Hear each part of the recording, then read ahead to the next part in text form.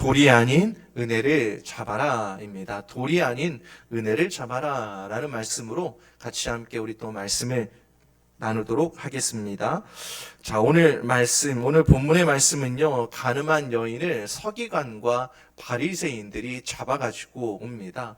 서기관과 바리새인이 잡아가지고 오는데요, 이런 사람은 율법에서 돌로 치라라고 했는데 예수님께 여쭤본다라는 표현보다는 예수님께 물어보는 말씀입니다.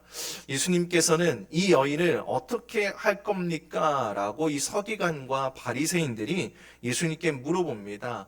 참 간단한 답이지만요, 참 단순한 질문이지만 되게 많이 복잡하게 답을 해야 됩니다. 왜냐하면요, 죽여라 라고 한다면 자신의 생명으로 오셨다라고, 생명으로 왔다라고 했던 자신의 가르침과 자신의 삶이요, 정면으로 위배됩니다. 얼마나 위선적이겠습니까?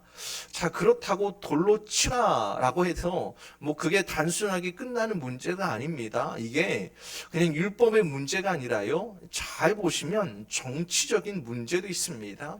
자, 예수님도 유대인들이 죽이지 않았습니다. 로마 총독에게 끌고 가잖아요. 만약에 이 여인을 율법에서 돌로 쳐서 죽여라 라고 해서 예수님이 야, 돌로 쳐서 죽여라고 한다면요, 서기관과 바리새인들이 예수라는 저 사람은 사형권이 없는데 감히 돌로 쳐서 죽이라 라고 했다고 정치적으로 트집을 잡아서요, 잘 됐다라고 하며 이 사람을 정치적으로 고발할 수 있습니다. 그렇다고 해서 돌로 치지 마라 라고 하면 어떨까요? 서기관과 이 바리새인들은 율법에 정통한 학식이 있는 자들입니다.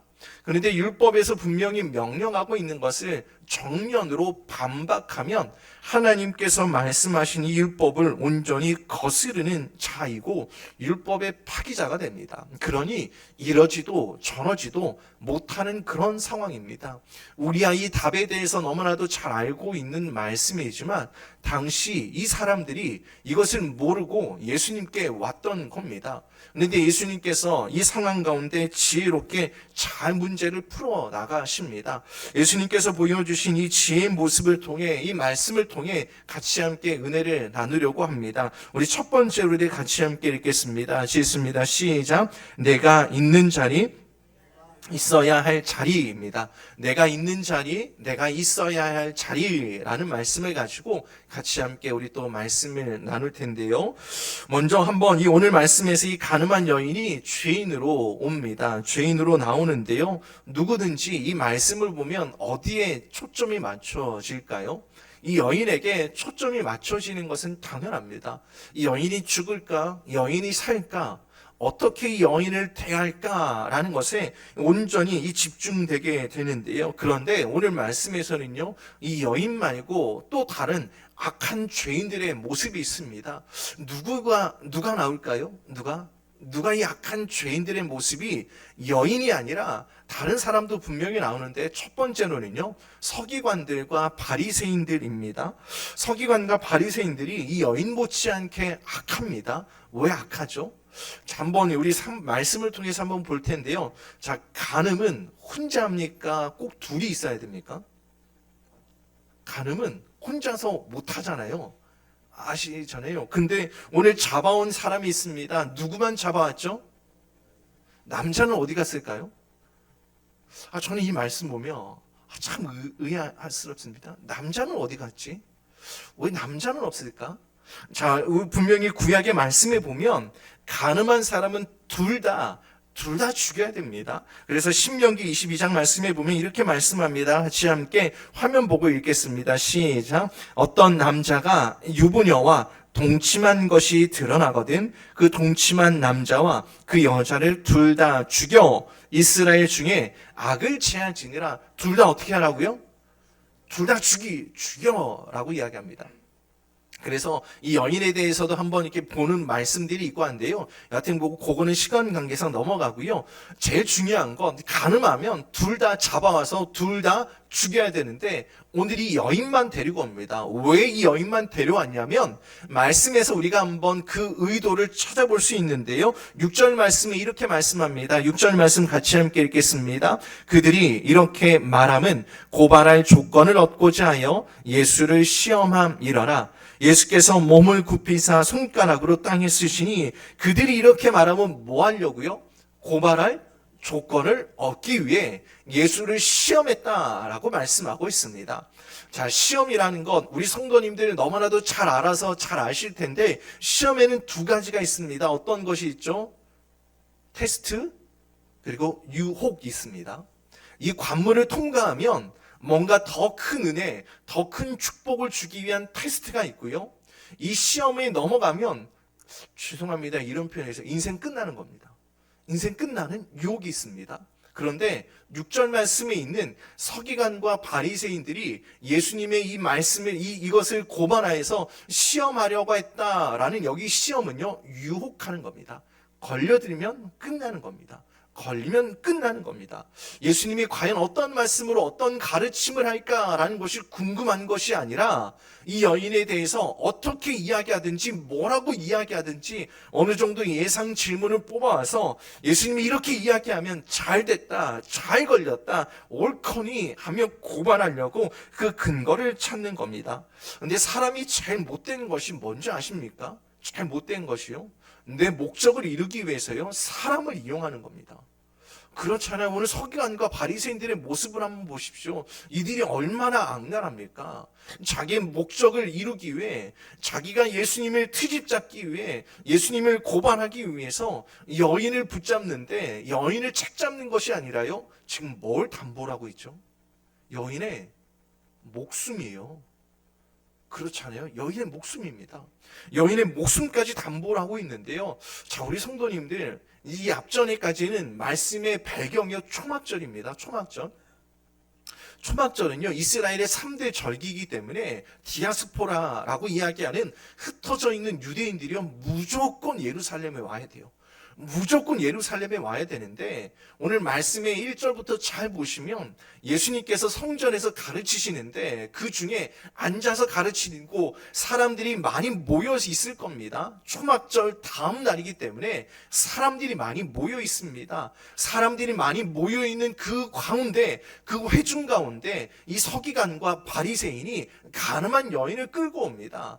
이 바리새인과 서기관 단둘 아니면 이 그룹들만 있는 데가 있는 것이 아니라요 성전에 많은 사람들이 모여 있는 그 상황 가운데서 랍비요 선생님이요 라고 묻습니다. 당시 이렇게 물으면 서기관과 바리새인이든지 누구든지 랍비라는 호칭 속에 물으면 그 호칭을 들은 그 사람은 선생이든지 랍비라고 호칭을 들은 그 사람은요 반드시 그 질문에 대답해야 되는 의무가 있습니다. 서기관과 바리새인들이 다 계획하고 온 겁니다. 사람들이 모여있을 때 가자. 우리들만 있을 때 가다가 그자가 도망가면 어떡하냐라고 생각하며 여러 가지 수많은 상황 가운데서 사람이 제일 많이 모여있는 그 성전에 아직 예수라는 사람이 그 성전에 있는데 야 우리가 가서 물어보자 라고 이야기합니다. 사람이요 이렇게 악할 수 있습니다. 그렇잖아요. 예수님에 대해서 평가를 이 서기관과 바리새인도 충분히 들었습니다. 야, 선지자다. 좋은 일 한다. 고친다. 병자를 회복시킨다. 라는 수많은 이야기를 들었음에도 불구하고 이 서기관과 바리새인은 예수님을 고발할 근거를 찾기 위해 이렇게 악하게 계획을 짭니다. 그냥 계략을 짜는 수준이 아니라요. 사람의 생명까지 담보로 잡습니다. 사람이 이렇게 악해질 수 있는데요. 이 여인만 죄를 지은 것뿐만 아니라 이렇게 악해질 수 있는 모습이 있습니다. 바로 이 모습이 또 누구의 모습이 될 수 있을까요? 정답은 잘 아는데 인정하진 않죠. 이 악한 모습이 바로 우리들의 모습이 될 수 있습니다. 그리고 이 서기관과 바리새인들 뿐일까요? 두 번째, 과연 이 주변에 누가 모여 있었나라고 한번 생각해 볼 수 있는데요. 이 주변에 서기관과 바리새인들 외에 누가 돌을 들었는지 한번 말씀 가운데서 볼 수 있습니다. 다양한 무리들이 있었는데 9절 말씀에 이렇게 말씀합니다. 9절 말씀 같이 함께 읽겠습니다. 그들이 이 말씀을 듣고 양심의 가책을 느껴 어른으로 시작하여 젊은이까지라고 표현하고 있습니다. 어른으로 시작하여 젊은이까지 그 다양한 계층이 그곳에 있었다라는 겁니다. 서기관과 바리새인 그리고 예수님의 이 말씀을 듣는 수많은 다양한 계층들이 있는데 나이를 불문하고 아마 이 상상을 한번 해보십시오. 거룩한 상상을 해보면 어떨까요? 성전에 수많은 사람들이 모여 있는데 한 여인이 질질 끌려옵니다.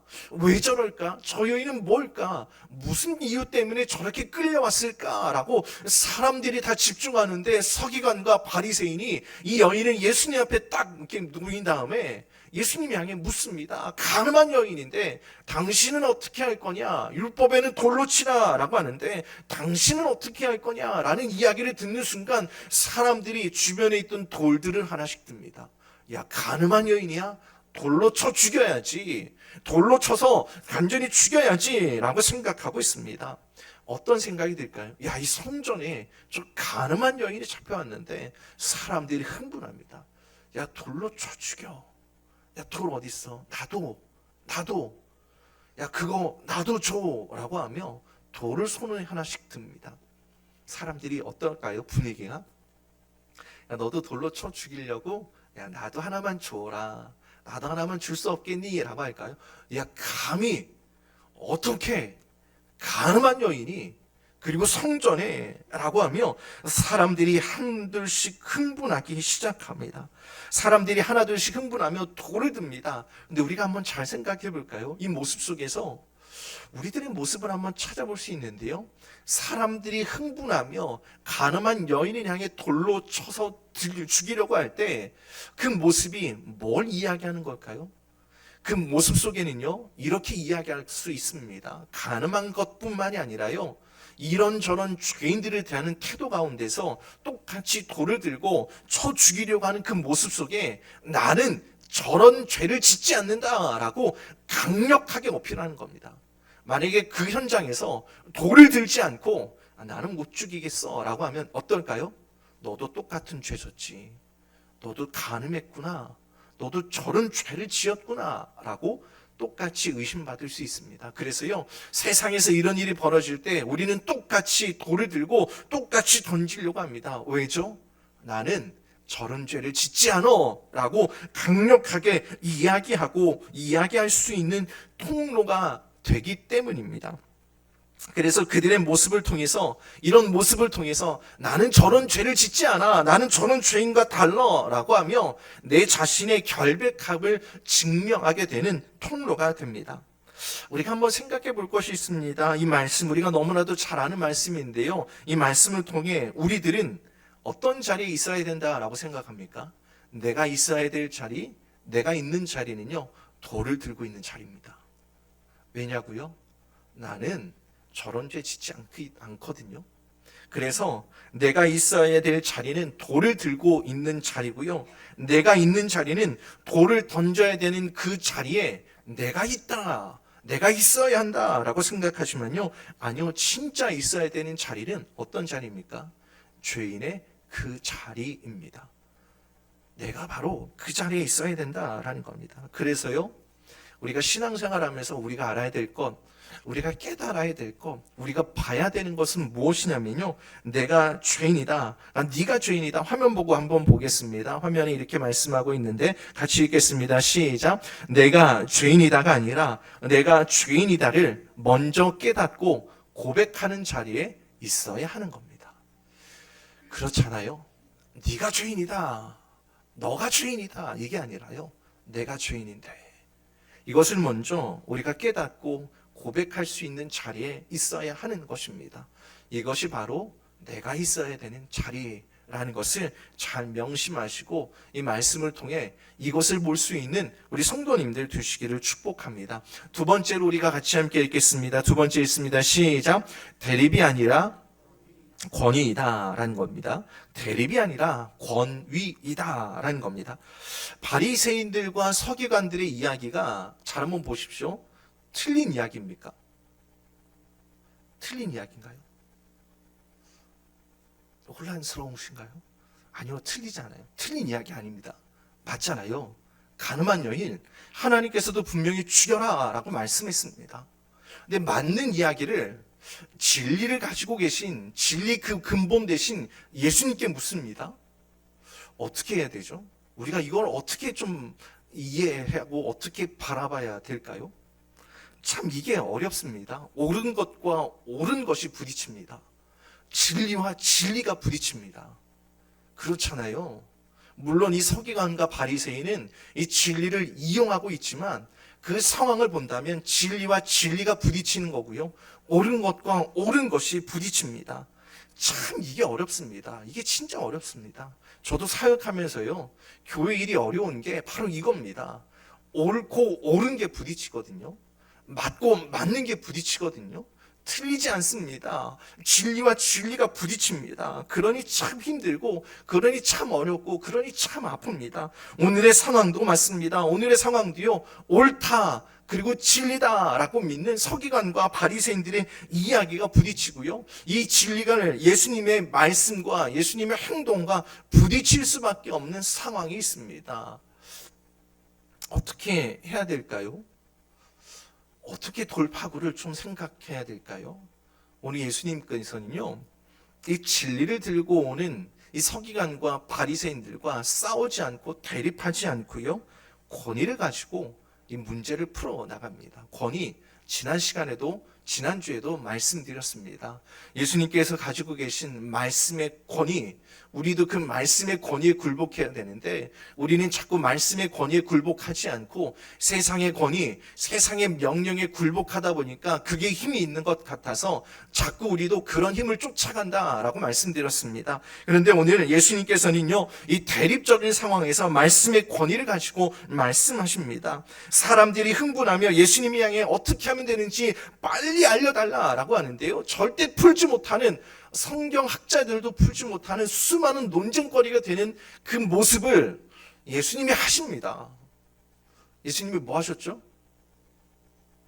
2번씩이나 똑같은 행동하십니다. 땅에 뭘 쓰셨는지 아무도 몰라요. 아무도 모릅니다. 우리 성도님들 아시나요? 나중에 천국 가면 잊어버릴 수도 있으니까요, 꼭 한번 물어보세요.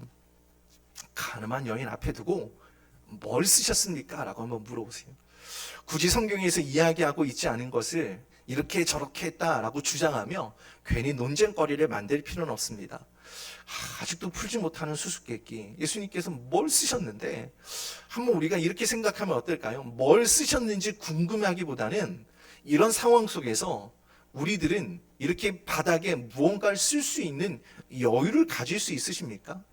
잘 한번 생각해 보십시오. 아까도 말씀드렸듯이 우리 거룩한 상상력을 한번 가져보라라고 하는데, 죄인을 끌고 옵니다. 가늠한 여인을 끌고 옵니다. 서기관과 바리새인이 끌고 오니까 얼마나 율법의 그릇됨 없이 율법의 딱 기준을 정해서 데리고 왔습니까? 사람들이 돌로 치라 흥분합니다. 흥분하는데 서기관과 바리새인이 예수님께 어떻게 하면 좋은지 당신이 한번 얘기해 보십시오라고 하는데, 사람들이 빨리 돌을 쳐야 된다, 돌로 라고 하는데 빨리 재촉합니다. 뭐라고 하든지 빨리 예수라는 사람 빨리 얘기해 보시라고 재촉하는데, 예수님이 거기에 흥분하지 않고 거기에 동요되지 않으며 갑자기 몸을 앉으시며 땅바닥에 뭘 쓰십니다.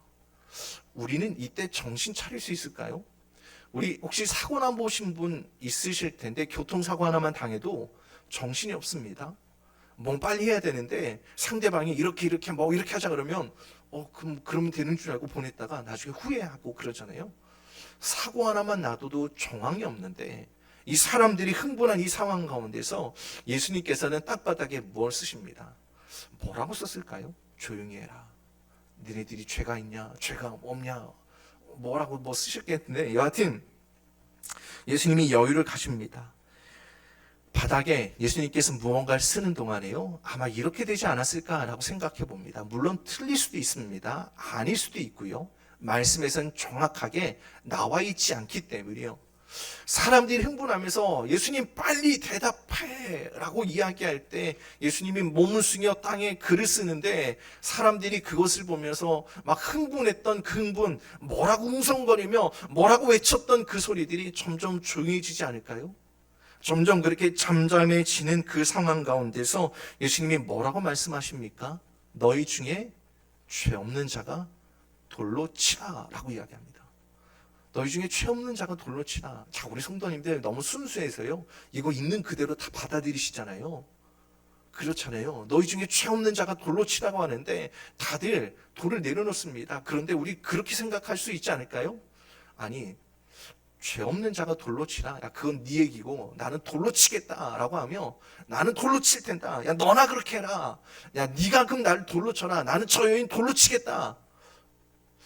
저만 이상한 상상 하나요? 충분히 그럴 수 있지 않나요?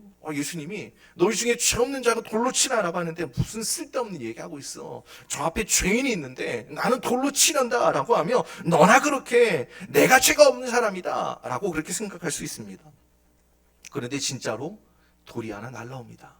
이 여인을 향해. 누가 던졌을까요? 하늘에서 던집니다. 하나님이 던지십니다. 여기에 타이틀이 이거는 성도님들 이거 진짜라고 착각하시면 안 됩니다.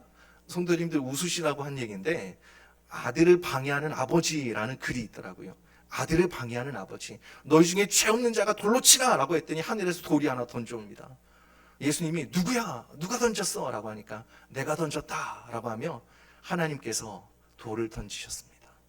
여하튼 아들을 방해하는 아버지라는 타이틀인데 성도님들 좀 집중하라고 한 번 더 얘기했습니다. 그런데 너희 중에 죄 없는 자가 먼저 돌로 치라 라고 할 때요, 아무도 반항하지 않고요, 다 돌을 내려놓습니다. 이 말씀이 가지는 힘인데요, 말씀이 가지는 그 힘은요, 사람을 순종하게 만들고 복종하게도 만들지만 오늘 이 상황 가운데서 말씀이 가진, 예수님께서 권위 있는 그 말씀이 가진 힘은 어떻게 사람들에게 영향력을 미치냐면요, 9절 말씀에 이렇게 말씀합니다. 화면에 없는데 우리 성경책 보시고 같이 함께 읽겠습니다. 같이 함께 읽겠습니다. 시작. 그들이 이 말씀을 듣고 양심의 가책을 느껴 라고 합니다. 그들이 예수님의 말씀을 듣고 어떻게 됐다고요? 양심에 찔리는 겁니다. 양심에 찔렸다라는 겁니다. 감히 저 말씀에는 아니다, 그렇다, 이런 것이 아니라 말씀을 듣는 순간 깨닫는 있다라는 겁니다. 나도 죄인이구나. 나도 죄를 지었구나. 라는 겁니다. 그래서요, 이 말씀이 양심을 찌는 겁니다. 그래서 이 9절 말씀에 양심의 가책을 느꼈다라고 말씀하는데요, 사람들에게 양심의 가책, 양심의 찔림을 느끼게 만들었던 예수님의 이 말씀 가운데는 굳이 좀 찾아보고 따져본다면 그냥 단순한 권위가 아니라 어떤 권위인가라고 한 번 더 말씀드릴 수 있는데요, 여기서 우리가 말씀에 가지고 있는 권위 가운데는 첫 번째로 심판자의 권위가 있습니다. 심판자의 권위. 죄를 심판하는 건 누가 심판하죠? 내가 합니까? 하나님이 하시는 겁니다. 우리는요, 심판을 집행할 권리도 없고 힘도 없습니다. 죄의 심판자는 오직 주님 한 분뿐이라는 것. 그래서 심판자가 가지고 있는 권위, 바로 그것이 우리 예수님의 말씀 가운데 담겨져 있는 거고요. 두 번째는 또 어떤 권위냐? 책임지는 권위입니다. 책임자의 권위. 책임자의 권위. 우리도 회사 생활이나 이제 우리 교회가 옮겨가면 어떨지 모르겠지만 소방법, 방화 책임자들이 있습니다. 어떤 문제가 발생하면 그 사람이 책임지잖아요. 그렇잖아요. 책임 안 지셔도 법적인 책임이 있습니다. 우리 건물에 문제가 생겨서 새로운 건축에 뭔가 이렇게 한쪽이 무너진다라고 하면 감리 그리고 아마 시공사가 같이 책임을 지는 겁니다. 이 책임자가 분명하게 있다라는 겁니다. 죄에 대해서 누가 책임지셨을까요? 인류의 죄의 문제를 누가 해결해 주셨죠? 그 책임은 십자가에서 죽음으로 예수님께서 책임지셨습니다. 벌을 주는 자가 권위가 있는 것도 있지만요, 그 벌을 책임지는 자가 가지는 권위도 있습니다. 이 여인의 죄를 담당할 수 있는 분은 오직 예수님 한 분뿐이었습니다. 우리는요, 돌만 들 수 있지요, 책임지려고 하지 않습니다. 여기 모이는 수많은 사람들, 그 수많은 무리들은 이 여인을 향해 돌만 들었지 그 여인이 지은 죄에 대해서는 아무도 책임지지 않습니다. 우리는 집행자만 되려고 하지요, 우리는 책임자가 되려고 하지 않습니다. 오늘 예수님의 이 말씀에는 내가 이 죄에 대해서 책임지고 있다라는 것, 이 책임자가 가지고 있는 권위도 있습니다. 이 권위 앞에 예수님을 부끄럽게 하려고 했던 이들이 결국 어떻습니까? 자신들이 돌을 내려놓습니다. 저 사람 부끄럽게 해야지 라고 했는데 오히려 예수님의 말씀을 통해 너희들을 부끄럽게 했다라는 겁니다. 이게 권위입니다. 그래서 예수님은 서로 대립하지 않고요, 말씀의 권위로 나를 부끄럽게 하려 했던 그들을 오히려 부끄럽게 만드십니다.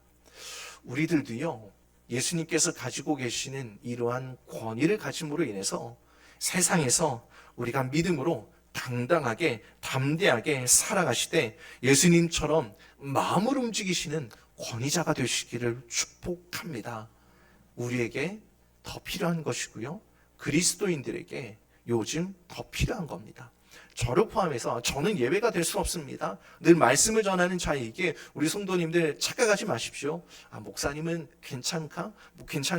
목사님이 예외인가? 아니요. 저도 이 말씀 가운데 그 어느 한 부분도 예외가 될 수 없습니다.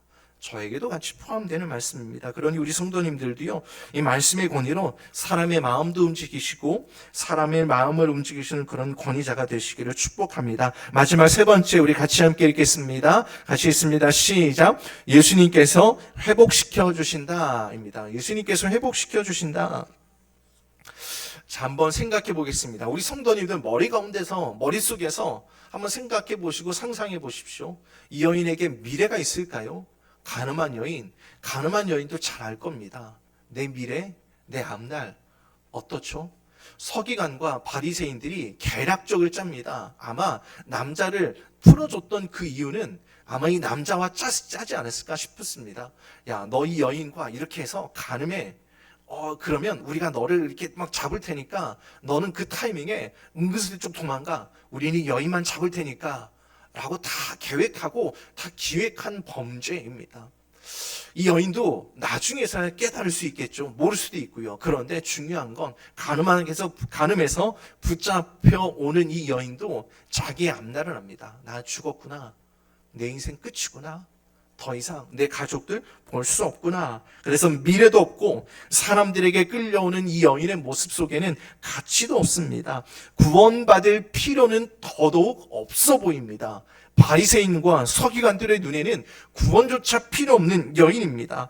그래서 사람들은 돌을 들었던 겁니다. 너 같은 주인이, 여인이라고 하지 않았겠죠. 너 같은 여에다가 니은자가 붙이든지 그렇겠죠. 너 같은 여인 이러고 그러겠습니까? 죄인 보고. 아무튼 간에 이 여인 보고 사람들이 돌을 듭니다.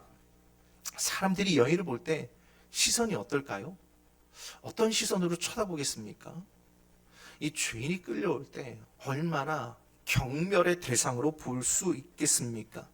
그런데 이 여인이 예수님 앞에 왔는데 예수님은 이 여인을 볼 때 경멸의 대상, 증오의 대상, 수치의 대상으로 보지 않고요, 하나의 인격체로 봅니다.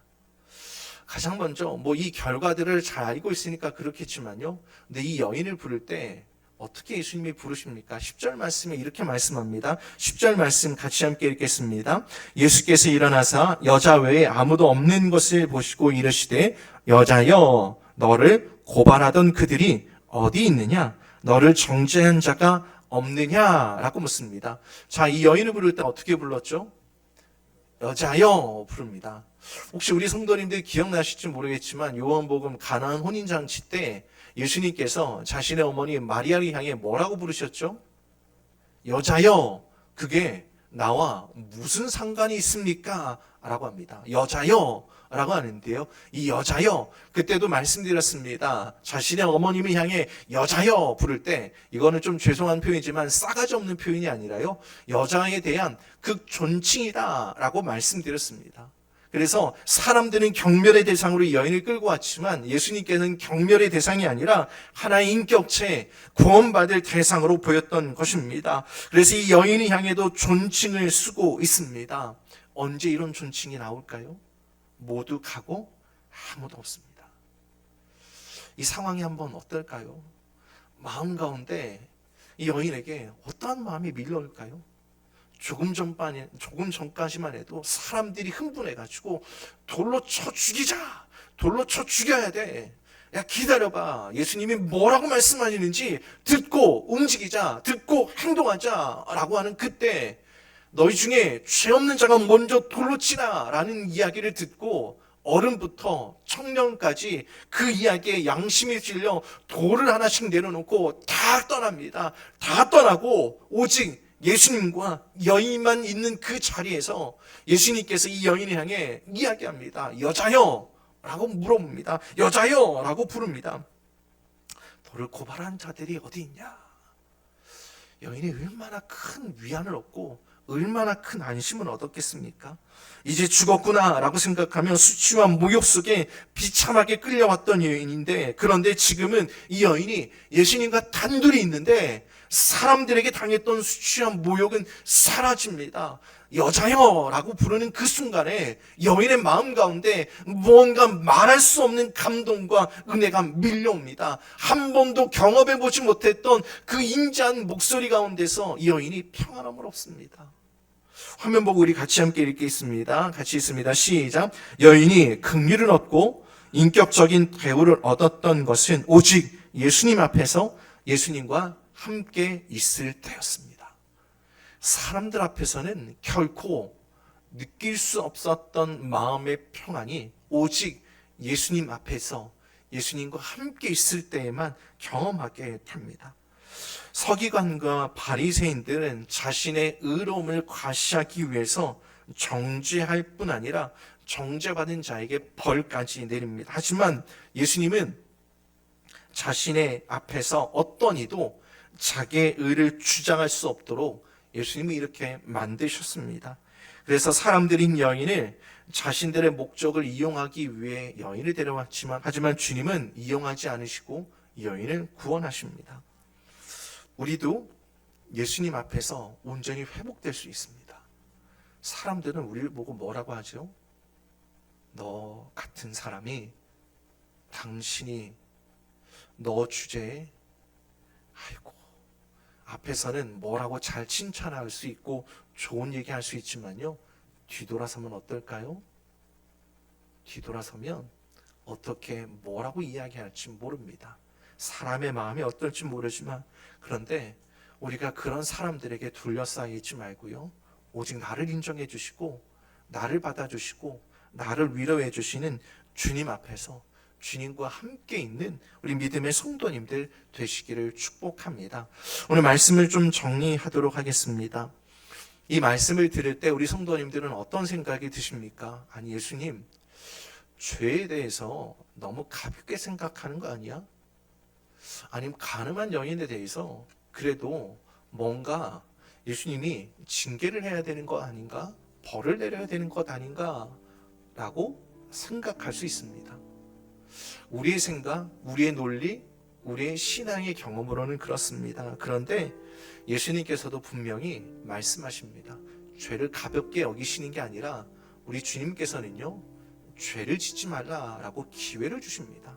그러면서 이 여인에게 이렇게 이야기합니다. 다시는 죄를 범하지 마라 라고 이야기합니다. 너 가. 죄송합니다, 너무 좀 상스러운 표현일 수 있지만요, 이 여인 보고 너 이제 가 라고 이야기하지 않고요, 너 다시는 가서 똑같은 죄 범하지 마라 라고 이야기합니다. 그러니까 주님께서는요, 기회를 주신 겁니다. 우리는 죄의 문제, 죄를 어떻게 집행할까, 죄를 어떻게 벌할까 라는 것에 우리는 집중되어 있지만, 주님께서도 분명히 죄의 문제는 간과하지 않으시지만 우리와 또 다른 관점은 무엇이냐면 여인에게 생명을 주고 여인에게 기회를 주는 것입니다. 우리는 그게 싫을 뿐이죠. 그게 싫은 것 뿐입니다. 그렇잖아요. 죽어야 될 사람에게 생명을 주니까 그게 얼마나 꼴보기 싫고 얼마나 싫습니까? 단데 우리 주님과 같은 마음을 가지시는 우리 성도님들 되시기를 바랍니다. 그래서 예수님께서 보여주신 이 행동은 결코 죄를 가볍게 여기신 것이 아니라 하나님께서 주신 기회인 동시에 경고입니다.